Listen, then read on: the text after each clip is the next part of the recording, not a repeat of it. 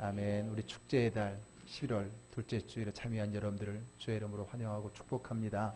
오늘의 제목처럼 행복 축제, 그것이 바로 여러분들의 삶이 되기를 주의 이름으로 축복합니다. 아멘. 예전부터 전해오는 말 가운데 이런 말이 있습니다. 임금과 신하의 군주는 백성이고 백성의 군주는 새끼 밥이다. 그런 말이 있답니다.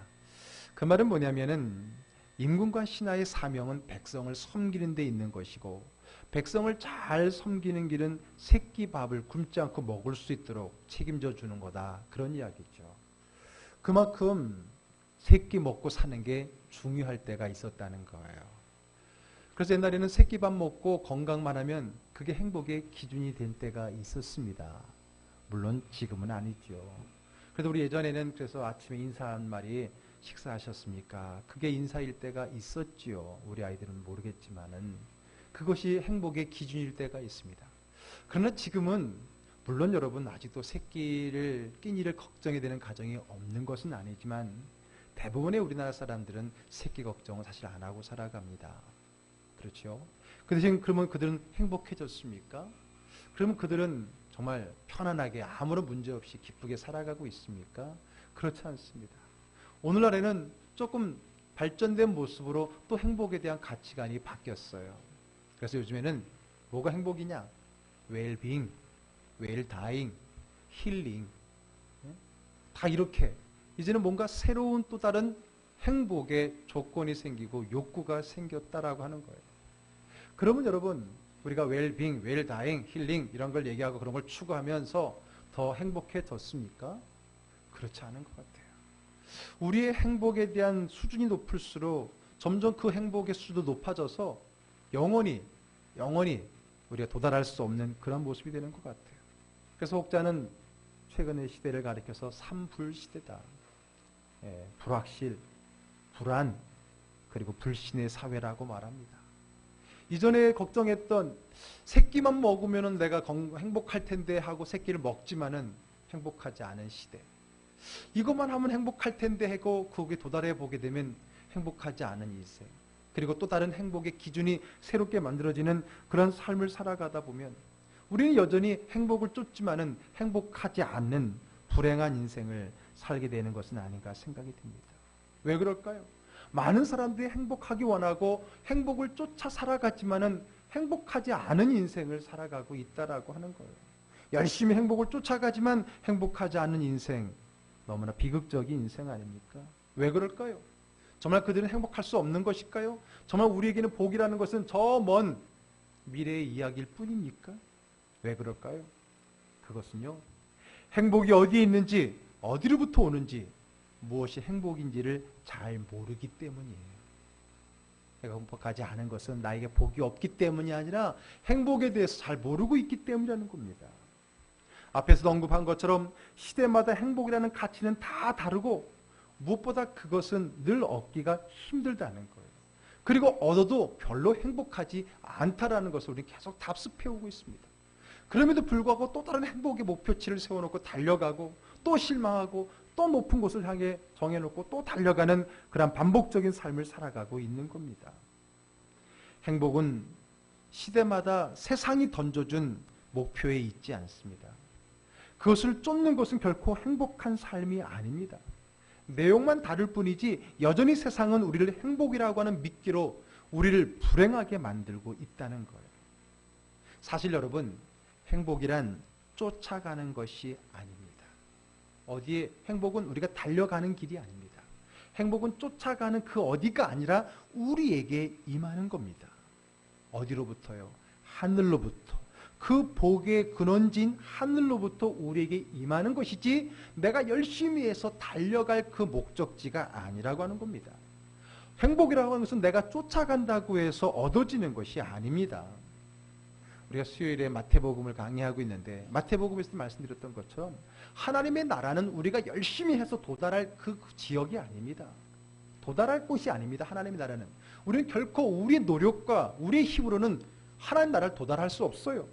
모든 사람이 죄인인데 어떻게 도달할 수 있습니까? 성경은 그래서 말합니다. 하나님의 나라는 우리가 열심히 노력해서 도달할 곳이 아니라 우리에게 임하는 거라 그랬어요. 이게 마태복음에서 말하는 하나님 나라 개념입니다. 하나님의 나라는 우리에게 임하는 것이지 우리가 도달하는 게 아니에요. 마찬가지입니다. 복이라고 하는 것은 내가 노력해서 얻는, 도달하는 것이 아니라 우리에게 하늘로부터 임하는 거라는 거예요. 그런 개념으로부터 시작해야 우리가 바른 행복관을 가질 수 있는 겁니다. 행복과 복은 다르다고 제가 말씀을 드렸었지요. 복을 많이 받았다고 행복한 것은 아닙니다. 복을 많이 쌓아놓고도 불행한 사람은 얼마든지 많습니다. 그러므로 행복은 그 복을 복으로 누리는 것을 이야기하는 거예요. 그래서 제가 복과 행복의 차이를 말씀을 드렸었습니다. 사실 우리가 불행하다고 생각하는 것은 누구 말대로 지지리도 복이 없기 때문이 아닙니다. 우리가 불행한 것은 복이 없기 때문이 아니라 복을 복으로 보지 못하고 그 복을 누리지 못하기 때문에 불행한 겁니다. 그래서 일전에 행복에 대한 설교를 하면서 행복에 대해서 3가지를 말씀을 드렸었습니다. 한번 기억해 보세요. 뭐가 행복인가? 복을 복으로 아는 것, 깨닫는 것이 행복이라 그랬습니다. 그리고 그 복에 대해서 감사하는 것이 행복이라 그랬고요. 3번째로는 그 복을 사용하여서 누리는 것이 행복이라고 말씀을 드렸습니다. 기억나시나요? 뭐가 행복이라고요? 복을 복으로 깨닫는 것, 나에게 복이 있다는 걸 깨닫는 것, 그리고 받은 복을 감사하는 것, 그리고 그 복을 활용하고 사용하고 누리는 것, 그것이 행복이라는 말씀을 드렸었습니다.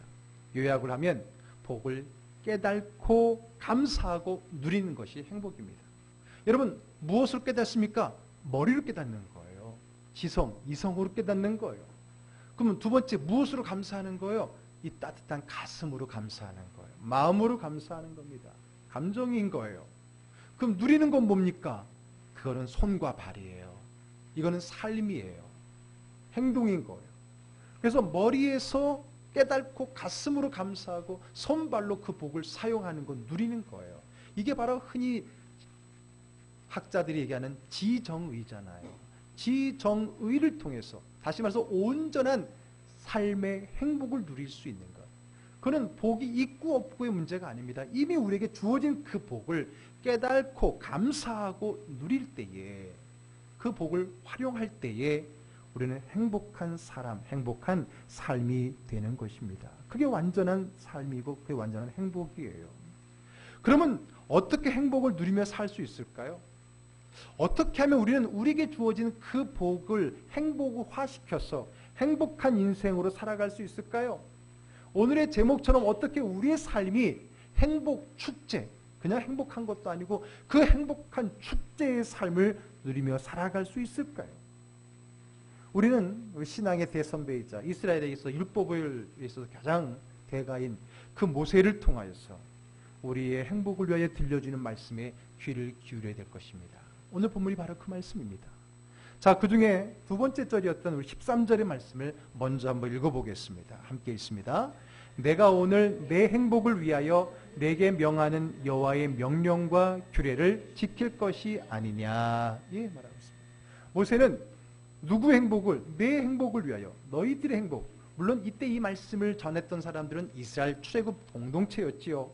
그러나 오늘 이 말씀을 듣고 설교를 듣는 오늘 저와 우리를 향한 말씀인 것을 기억하시길 바랍니다.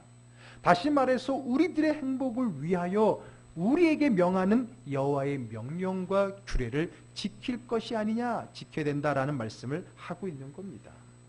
즉 우리의 행복을 위해서, 저와 여러분들이 행복한 삶을 살아가기 위해서 우리는 다른 것이 아닌 여호와의 명령과 규례를 지켜야 한다라고 우리에게 말씀하고 있는 겁니다.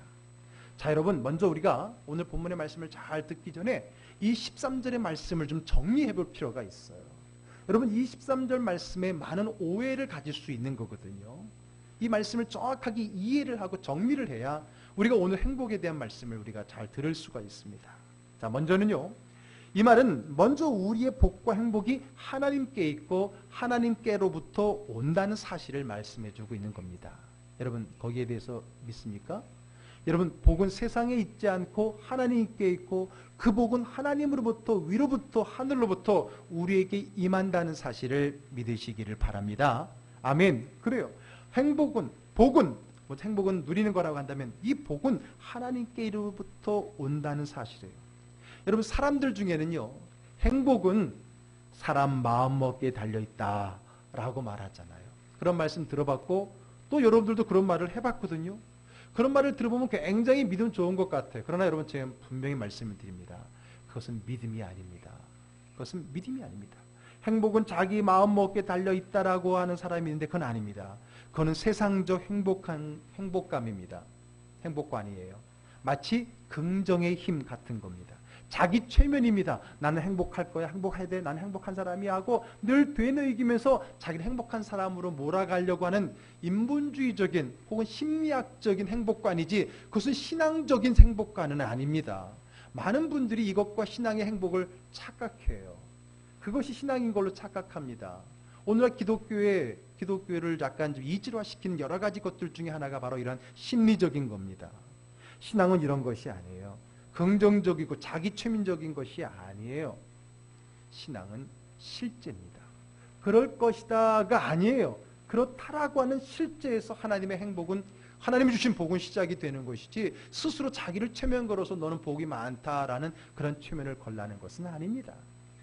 한때 유행했던 베스트셀러 시크릿이라는 책이 있어요. 저도 몇 년 전에 하도 유행한다고 해서 봤어요. 많은 사람들이 크게 어떤 신앙적인 모양까지 다루면서 이게 여기서 말하는 그것이 하나님이 아니냐라고 보는데 자칫 보면 착각하지만 그건 아니에요. 그건 긍정적 사고가 아닌 거예요. 그건 긍정의 힘이에요. 그건 자기 최면인 거예요. 신앙은 그런 게 아니에요. 신앙은 막연히 그냥 잘 될 거라고 하는 자기 어떤 최면을 통해서 이루어가는 게 신앙이 아니에요. 신앙은 분명한 실체가 있습니다. 실존이 있는 거예요. 주님은 부활하신 거지. 부활하셨다고 믿으면 되는 게 아니에요. 부활하신 거거든요. 행복도 그런 거예요. 우리는 오늘 이 말씀에서 행복은 하나님께로부터 오는 것이지 우리들 가운데 그냥 있다라고 생각해서는 절대로 안 된다라는 겁니다. 복이 있다고 나는 행복하다고 상상하라는 것이 아닙니다. 복은 분명히 있습니다. 하나님 분명히 저와 여러분에게 복을 주셨습니다. 성경에는 막연한 복이 아닌 구체적인 저와 여러분들을 향한 하나님의 복, 하늘의 복을 설명해 주고 있습니다. 그것을 우리는 확실히 알아야 돼요. 깨달아야 됩니다. 그것을 확신시켜야 되고 거기에 대한 믿음의 마음을 가져야 된다는 겁니다. 두 번째는요. 오늘 이 말씀을 바로 정리할 것 중에 오해하기 쉬운 것 두 번째는요. 여호와의 명령과 규례를 지킴으로 행복을 누릴 수 있다라고 하는 겁니다.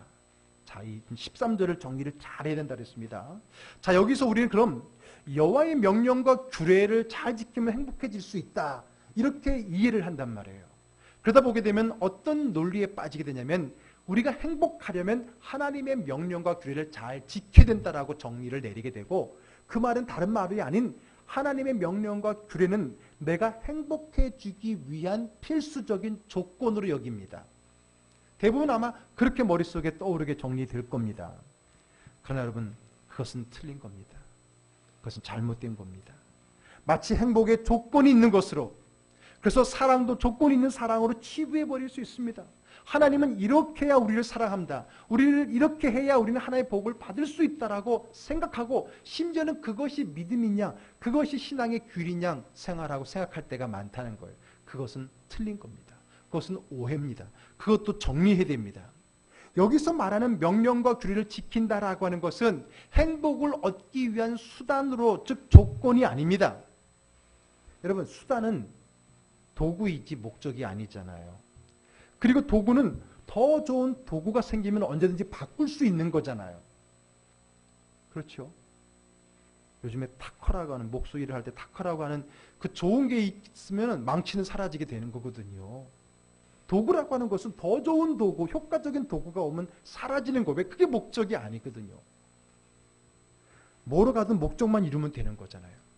하나님의 명령과 규율을 지키라고 하는 것이 목적이 아닌 수단으로 전락해버린 성도들이 많다는 거예요. 다시 말씀드리지만 수단은 목적이 아니고 그것은 진리가 아니거든요. 변할 수 있다는 거예요. 그러나 여기서 말하는 규례, 하나님의 명령과 규례는 수단이 아닙니다. 그것 자체가 목적이라는 거예요. 말씀을 오해하면 안 됩니다. 하나님의 명령과 규례를 잘 지키면 행복할 것이다가 아니에요. 조건으로서가 아닙니다. 하나님의 말씀을 잘 지키는 그 삶 속에 행복이 있는 것이지 그것이 행복인 것이지 그것이 복인 것이지 그것을 이룰 때, 그것을 행할 때에 행복하게 될 거라고 하는 조건절이 아니라고 하는 겁니다. 여호와의 명령과 규례를 지키는 것이 행복이라는 말이에요.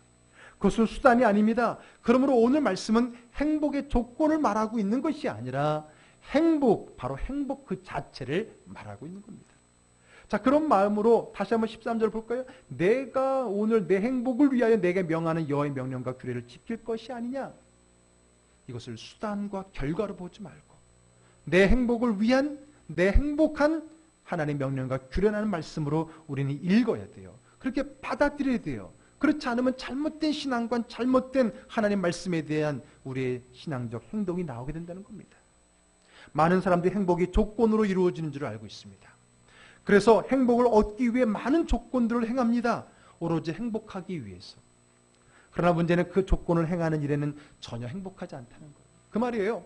행복이라고 하는 목적을 이루기 위해서 지금 행복으로 가는 도구, 길을 가고 있는데 이 길이 행복하지 않다는 거예요. 이건 도구일 뿐이라고 하는 거. 이러한 관념이 얼마나 위험한지 모릅니다. 여러분, 좋은 대학 가면 행복할 것이라고 정해놓고 열심히 공부를 합니다. 그러나 정작 행복하기 위해서, 대학 가기 위해서 열심히 하는 공부는 재미가 없잖아요. 행복하지 않잖아요. 그럼 뭡니까? 행복을 위해서 오늘 불행을 감수해야 된다는 얘기잖아요. 그리고 우리는 그것을 미화시키잖아요. 앞으로 행복을 위해서 오늘을 잘 버티라고 말하잖아요. 그러나 하나님은 그렇게 말씀하고 있지 않습니다. 그렇지 않습니다. 행복을 위해서 가는 이 길이 행복하지 않은 그 길은 사실 우리에게 주어지지 않았다라고 하는 겁니다. 행복하지 않은 수단으로 행복의 목적을 이룰 수 없다는 거예요. 행복을 위함이라고 하는 그 목적 아래 불행을 경험하고 있는 사람은 사실 불행한 겁니다. 행복을 위해서는 지금의 불행을 감수해야 된다? 말이 되지 않습니다. 오늘의 행복하지 않으면 내일의 행복도 없는 겁니다. 마지막 일의 행복을 위해서 99의 불행의 길을 걸어가야 된다면 저는 그 행복을 찾아 99의 불행의 길을 걸어가지 않을 겁니다. 자기가 걸어온 길을 불행하다 여기며 다시는 돌아보지 않는 삶은 행복하지 못합니다. 남자들은요, 군대 갔다 오고 나면 다시는 그쪽을 향하여 소변도 보지 않는다 그러면서 그때를 불행으로 여길 때가 많이 있어요. 여러분, 그것은 그런 마음 자체가 불행한 삶입니다. 행복을 위해 3년, 요즘은 한 2년밖에 안 됐죠? 2년을 참는다고요? 아닙니다. 그러면 다음에 행복합니까? 아닙니다. 지금이 불행한데 어떻게 내일이 행복할 수 있겠습니까? 결코 행복의 조건은 불행이 아닙니다. 그것을 아는 사람이 행복한 삶을 살아갈 수 있고 진정한 행복 축제의 삶을 살아갈 수 있는 겁니다. 여러분, 명절날만 행복하고 명절을 준비하는 날은 불행하다면 그 명절 하지 마십시오. 우리 여성분들은 그 명절날을 하나를 준비하기 위해서 얼마나 많은 날들을 불행하게 살아갑니까? 여러분, 한 날을 행복하기 위해서 나머지 날이 불행해야 됩니까? 하나님은 그렇게 말씀하지 않으셨어요. 여러분, 여호와의 명령과 규례는 행복을 얻기 위한 수단입니까? 그러면 그 사람은 하나님의 명령과 규례를 지키는 게 불행한 거예요. 힘든 거예요. 오로지 이 불행이 끝에 행복이 있겠다라고 하는 그 자기 체면 속에만 살아가는 거예요. 그것은 행복한 게 아닙니다. 하나님은 우리에게 그런 행복을 주신 것이 아닙니다. 오늘의 행복을 주신 것이고요. 지금의 행복을 주신 것이지 행복은 행복할 것이다라고 말한 게 아닙니다. 여러분, 열심히 살면 행복하다 할 거다 아닙니다. 하나님은요, 우리에게 먼저 복을 주신 거예요. 그리고 그 복을 가지고 행복하게 살라고 말씀하신 것이지 너 행복하기 위해서 열심히 살아라, 열심히 부지런히 불행하더라도 이기고 살아라고 말씀하시는 게 아닙니다.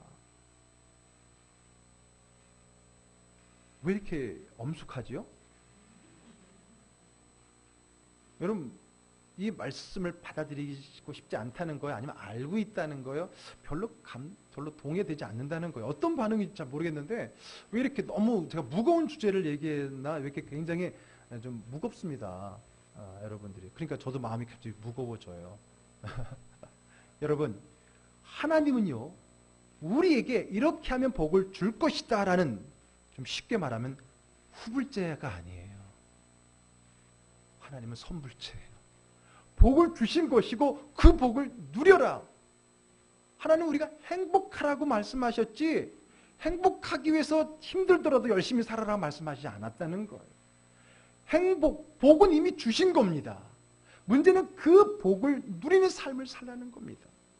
여러분, 똑같은 주일 예배를 드려도 두 사람이 다릅니다. 어떤 사람은 늘 힘들게 살다가 주일에 와서 행복을 경험해요. 그리고 그 다음에 또 늘 힘들게 고통 가운데 살아가다 또 주일을 기다립니다. 그러나 하나님은 주일이 첫날이잖아요. 새로운 신약에 와서는. 먼저 복을 받고 은혜를 받고 그 복을 누리는 6일이 되어야 된다는 거예요. 지치고 힘든 6일이 아니라 받은 복을 누리는 6일이 되어야 된다는 겁니다. 하나님은 우리에게 복과 행복의 개념을 그렇게 주신 거예요. 복을 나중에 주는 게 아닙니다. 이미 우리에게 복을 주신 것이고 그 복을 누리며 살아가는 행복한 삶을 되기를 원하는 거예요. 그러므로 하나님은 우리에게 행복할 것이다가 아니라 행복하라고 말씀을 하고 계신 겁니다. 오늘 하나님의 명령과 규례는 저 먼 훗날 언젠가는 오게 될 행복을 위해서 주어지는 조건이나 수단이 아니라 그것이 바로 내가 오늘 복을 누리는 그 복 자체라고 오늘 우리에게 말씀하고 있는 겁니다. 여호와의 명령과 규례를 지키면 행복해질 것이다가 아니라 여호와의 명령과 규례를 지키는 것이 행복이라고 하는 겁니다. 그러므로 행복은 내일의 것이 아닙니다. 오늘의 것이에요. 이미 우리에게 주신, 오히려 이미 나에게 임한 그 하나님의 복을 누리는 것, 그것이 행복입니다. 그것이 느껴지고 그것이 누려질 때 우리는 어느 하루만 행복한 날이 아니라 날마다 날마다 행복한 축제의 삶을 살아갈 수 있는 것입니다. 아멘. 행복하기를 원하십니까? 행복 축제의 삶을 누리길 원합니까? 하나님의 받은 복을 깨닫고 그 복을 누리며 살아가기를 바랍니다. 아멘. 예배를 드리면 복을 받고 헌금을 11조를 드리면 복을, 물질의 복을 받고 헌신을 하면 건강의 복을 받고, 아니에요. 성경에 어디 그런 말이 있어요? 어디 그런 말이 있어요? 그거를 하면 복을 받는다 그래요? 그럼 만약에 다른 걸 하면 더 큰 복 받으면 이거 안 할 거잖아요. 수단은 버릴 수 있는 거예요. 더 좋은 수단으로 바꿀 수 있는 거예요. 그러나 하나님 말씀하신 명령과 규례는 도구가 아니에요. 도구가 아니에요. 그것 자체가 복이거든요. 예배를 드릴 수 있는 것이 복이고, 아멘. 10의 1조를 드릴 수 있는 것이 복이고, 하나님께 헌신을 할 수 있는 것이 복이지, 그걸 하면 복 주는 게 아니에요. 그것이 복이라고 하는 거예요. 그것은 복의 수단이 아니에요. 그것 자체는 복이에요. 그것을 내가 행할 수 있을 때, 그것을 기쁨으로 감당할 수 있을 때 내가 행복한 사람이 되는 것이지, 아직도 신앙을 어떤 복을 얻기 위한 수단으로 전락한 사람은 절대 행복한 삶을 살 수 없습니다. 신앙이 행복이 될 수가 없습니다. 그 사람에게 있어 신앙은 내가 원하는 그 복을 받기 위한 수단일 뿐이라고 하는 겁니다. 우리의 삶이 행복하지 못한 것은 행복은 없고 행복의 조건만 있기 때문입니다. 조금만 참아라. 조금만 참아라. 고생 끝에 낙이 온다. 여러분 그런 말 많이 들어보고 좋아하잖아요. 그러나 여러분 저는 그 말은 틀렸다고 생각합니다. 왜 참습니까? 왜 참아야 됩니까? 이건 참는 게 아닙니다. 참지 마십시오. 즐기는 겁니다. 누리는 겁니다. 지금 그 자리에 복이 있는 겁니다. 이것이 지나가면 복이 내려오는 것이 아니라 그 자리에 있는 복을 발견하는 겁니다. 지금 내 환경에, 내 문제 속에 황금이 있고 하나님의 구원의 복에 금이 있는 거예요. 그 복을 발견하고 찾고 누리는 것이에요. 참고 인내하고 지나가는 게 아니라고 하는 겁니다. 세상은 내일의 늘 영원한 내일의 행복을 가지고 우리의 불행한 현실을, 오늘을 강요하고 있다는 거예요. 거기에 우리의 마음을 빼앗기고 있는 겁니다. 심지어는 신앙생활하는 성도들조차도 이 신앙을 도구로 활용해서 참고 인내하는 거예요. 여러분, 혹시 여러분들도 지금 이 예배를 참고 있는 분 계십니까? 어떻게든지 1시간 참아보려고 애쓰는 분이 있습니까? 그러면 복이 임하고, 그러면 하나님이 나를 좀 잘 도와주실까봐 라고 하는 그것 때문에 오늘 여러분 드리는 이 귀한 1시간의 예배를 수단으로 버티고 계시는 분이 있지는 않습니까? 그게 힘든 거예요. 그게 어려운 겁니다. 그런 삶을 우리는 기쁨으로 드릴 수 없는 겁니다. 예배 이 자체가 복이라는 거예요. 하나님의 명령과 규례를 지키면 복을 받는 것이 아니라 그 하나님의 명령과 규례는 내가 행복한 삶 자체라고 하는 것을 우리는 알아야 됩니다. 참지 마세요. 누리셔야 됩니다. 즐겨야 됩니다. 그 자리에 복이 있습니다. 그 복을 누리십시오. 그것이 행복한 삶이라고 하는 겁니다. 그러므로 여러분 오늘 13절의 말씀을 가지고 우리 두 가지의 잘못된 개념을 버렸던 거예요. 복은 하늘부터 임하는 거고요. 또 이미 임했다라고 하는 거예요. 세상에서 요구하는 조건이 아닌 거예요. 그리고 오늘 하나님을 경외하고 하나님 앞에 명령을 규례를 지키는 것은 이것은 조건이나 수단이 아니라 그것 자체가 하나님의 복이라고 하는 거예요. 그것을 우리가 누릴 수 있어야 된다라고 하는 겁니다. 그런 믿음이 여러분들에게 있게 되기를 주의 이름으로 축복합니다. 그러면 여러분 오늘 모세가 말하는 우리의 행복을 위해 우리가 지키고 누려야 될 명령과 규례는 무엇입니까? 이제 그것만 정리하면 되잖아요. 물론 하나님의 명령과 규례가 얼마나 많습니까? 그러나 오늘 본문 안에는 두 가지를 얘기하고 있어요. 별로 안 많죠? 이 두 가지 명령과 규례를 잘 우리가 받아들이고 그것을 통해서 우리가 행복을 누리자라고 하는 겁니다. 자, 그럼 오늘 본문 속에서 말하고 있는 그 하나님의 명령과 규례의 두 가지는 뭘까요? 첫째는요, 여호와를 경외하는 것입니다. 따라합시다. 여호와를 경외하는 것. 네, 그게 행복의 조건이죠? 뭘 또 아멘이에요. 또 이게 속아 넘어가요. 왜 그게 행복의 조건이에요? 수단이에요. 그게 행복한 거잖아요. 하나님을 경외하는 것이 복이란 말이에요. 그것이 행복이라는 거예요. 믿습니까? 아멘. 자, 12절로 이제 올라갑니다. 13절을 우리가 잘 정리해야 12절의 말씀 올라갈 수 있어요. 다 같이 있습니다. 이스라엘아, 내 하나님 여호와께서 내게 요구하시는 것이 무엇이냐? 곧 내 하나님 여호와를 경외하여 그의 모든 도를 행하고 그를 사랑하며 마음을 다하고 뜻을 다하여 내 하나님 여호와를 섬기고. 아멘. 여러분은 하나님을 잘 섬기고 있습니까? 왜 그렇게 하고 있습니까? 왜 우리가 하나님을 잘 섬기게 됩니까? 복 받으려고. 아니라 했잖아요. 복 받으려고 그러면 그건 수단이 되는 거잖아요. 그럴 때부터 여러분들의 예배는 수단이 되는 거고 여러분들의 헌금도 수단이 되는 거고 여러분들의 기도도 수단이 될 수밖에 없는 거예요. 아니에요. 그것이 복인 거예요. 그것이 복임을 믿어야 됩니다. 그걸 누릴 줄 알아야 되는 거예요. 예배가 복이라는 거예요. 예배를 그 자체를 누릴 수 있어야 돼요. 하나님 앞에 드리는 그 물질을, 그 드림을 누릴 수 있어야 되고요. 하나님 앞에 드리는 헌신을 누릴 수 있어야 돼요. 그것을 누릴 때에 그것이 조건이 되지 않는 거예요. 그러나 얼마나 많은 사람들이 그것을 조건화시킵니다. 그래서 그 조건대로 이루어진, 내가 원하는 것을 이루어지지 않았다고 해서 쉽게 그 조건을 버리잖아요. 예배를 버리잖아요. 드림을 버리잖아요. 헌신을 버리잖아요. 왜요? 그 사람들은 믿음 생활을 조건으로 했기 때문에 그래요. 그 조건이 성취되지 않으니까 우리는 쉽게 버리잖아요. 쉽게 이 자리를 떠나잖아요. 가슴 아픈 일이에요.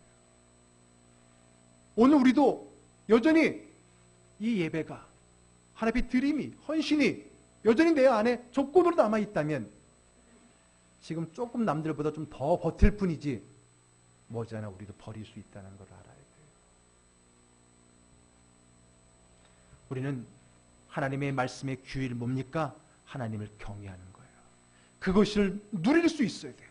하나님 그 자체를 믿고 섬기는 그 복을 누릴 수 있어야 되는 겁니다. 하나님 잘 믿으면 무조건 내가 아닙니다. 그 하나님을 잘 믿는 그 자체의 복을 누릴 수 있는 저와 여러분 되기를 주의 이름으로 축복합니다. 아멘. 그래요. 여러분 솔직히 생각해 보세요. 오늘 말씀처럼 나는 오늘 말씀처럼요. 내 하나님 여호와를 경외하여 그의 모든 도를 행하고 그를 사랑하며 마음을 다하고 뜻을 다하여 내 하나님 여호와를 섬기고 있는가? 한번 자신을 생각해 보시기 바랍니다. 나는 정말 하나님을 잘 섬기고 있을까요? 정말 한번 솔직히 스스로에게, 여러분 겉으로 대답하란 말 안 할 테니까 정말 나는 하나님을 정말 최선을 다해서 열심히 섬기고 그것에 대한 기쁨이 있습니까? 그렇지 않다면 우리는 뭔가 문제가 있는 거예요.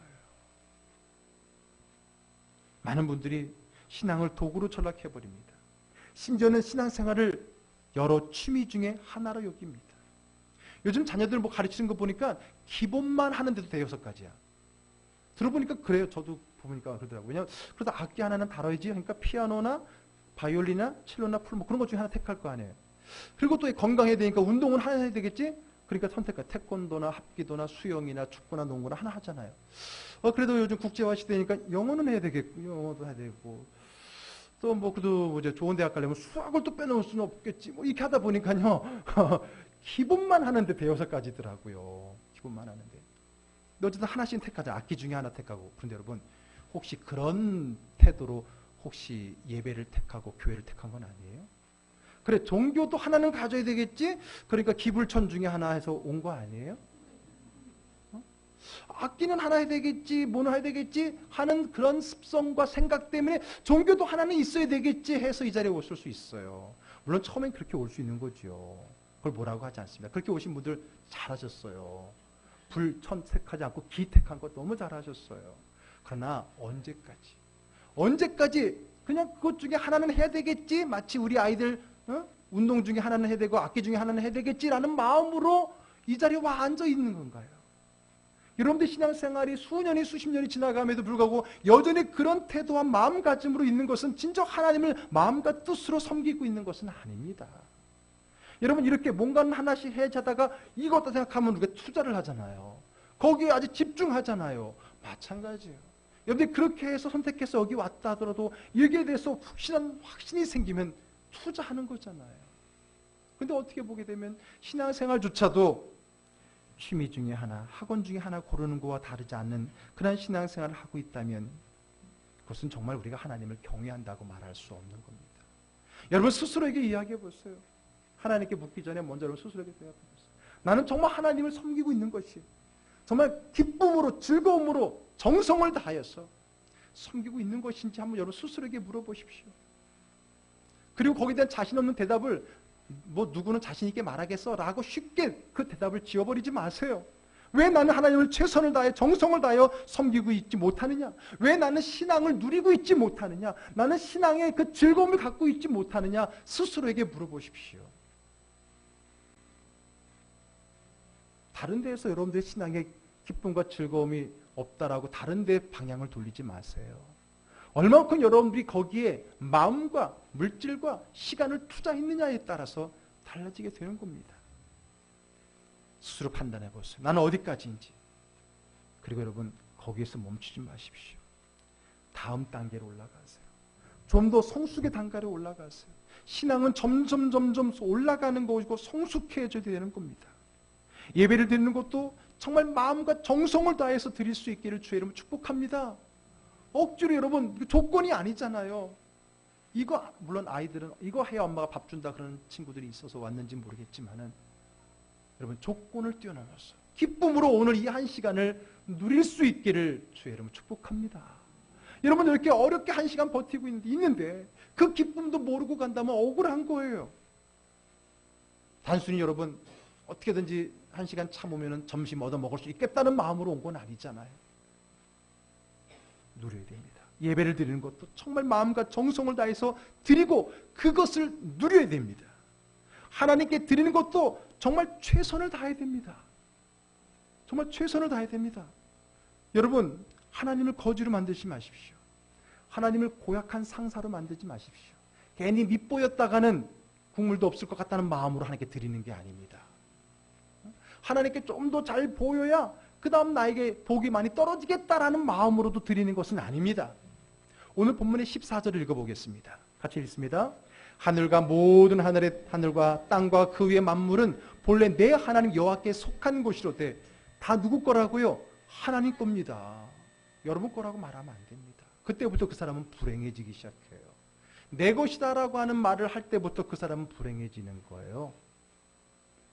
어떤 사람들 중에서 아무것도 없는데 굉장히 부자처럼 살아가는 사람이 있어요. 왜? 다 세상이 다 내 것이다라고 마음을 가지고 살아가거든요. 근데 여러분들은 내 것이다라고 하는 그 자기의 그 소유 때문에 점점 불행해지는 것을 보게 됩니다. 여러분 하늘의 모든 것, 이 땅의 모든 것, 여러분들의 이름으로 되어 있는 그것조차도 누구 거라고요? 하나님의 것이라는 거예요. 물론 여러분들 인정하고 싶지 않겠지만 인정해야 됩니다. 그건 하나님의 말씀이기 때문입니다. 여러분 다음 주일은 추수감사주일이에요. 정말 여러분들의 마음을 다하여서 하나님 앞에 감사하는 그것이 중요한 거예요.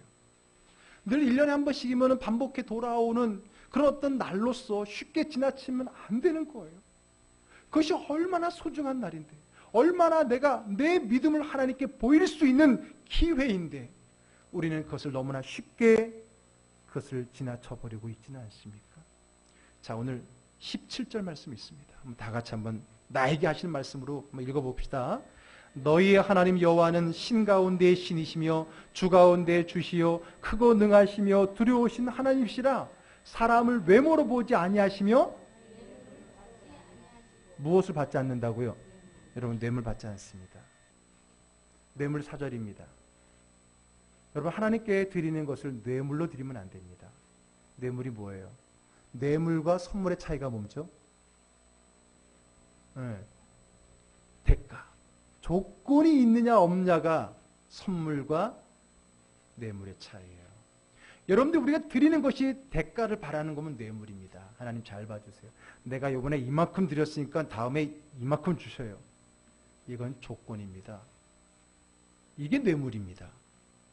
하나님은 뇌물은 안 받습니다. 뇌물은 안 받아요. 드림 그 자체가 조건이 되면 안 됩니다. 하나님, 나 11조 했어요. 다음 달에 2배로 수입 늘려줘야 돼요. 그건 뇌물이지 11조가 아닙니다. 하나님, 나 감사헌금 했어요. 다음번에 더 큰 뭐 줘야 돼요. 그건 헌금이 아닙니다. 그건 뇌물입니다. 헌금은 그 자체를 누려야 됩니다. 아멘.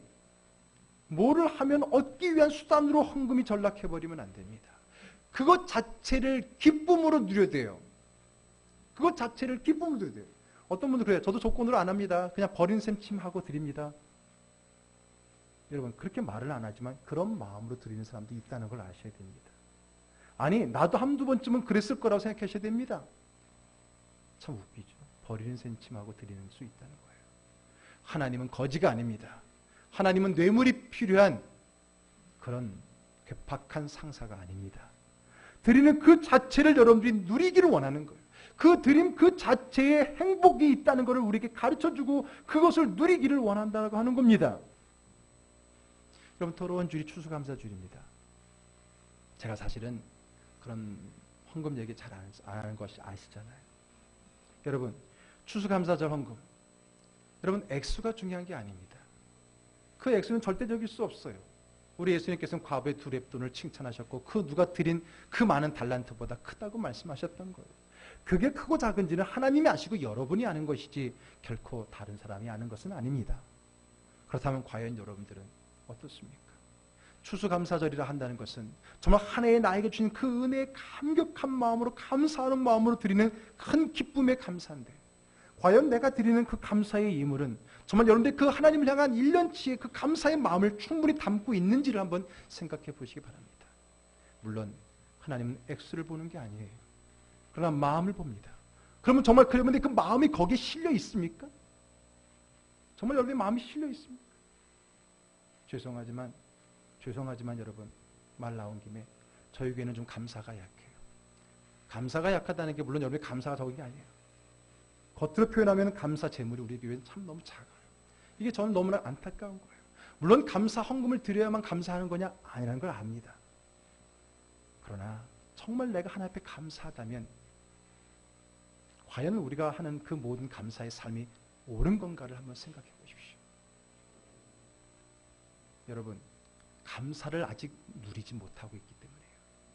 감사를 즐기지 못하고 그 감사 속에는 행복감을 아직 경험해보지 못했다라고 하는 반증일 수 있다는 겁니다. 여러분, 우리 주일 감사도 참 우리 교회는 좀 적어요. 좀 제가 보기에는 너무 부끄러워. 다른 교회 뭐 비교는 아니지만은 좀 하나님 앞에 죄송할 정도일 때가 많아요. 그런데 1년에 한 번씩 드리는 이 추수감사만큼은 좀 뭔가 달라야 되는데 그런 마음이 과연 여러분들의 그 드림 속에 느껴지느냐는 거예요. 그런 다른 사람이 볼 거 없습니다.